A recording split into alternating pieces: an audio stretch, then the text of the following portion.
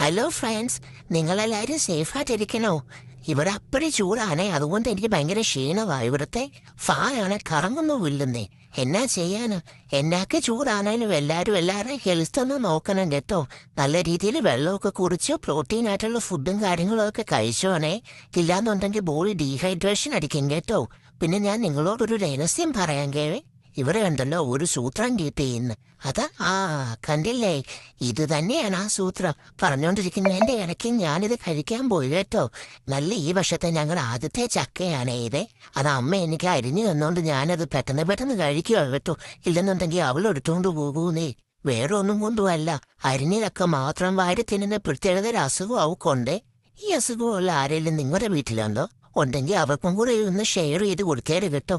തെന്നിമോൻ കണ്ടുപിടിച്ചെന്ന് പറഞ്ഞേര്. ഞാൻ അവളിപ്പോ വരാൻ സമയമായെന്നാ തോന്നുന്നേ. ഞാനെന്നാ പോട്ടെ കേട്ടോ. Bye bye.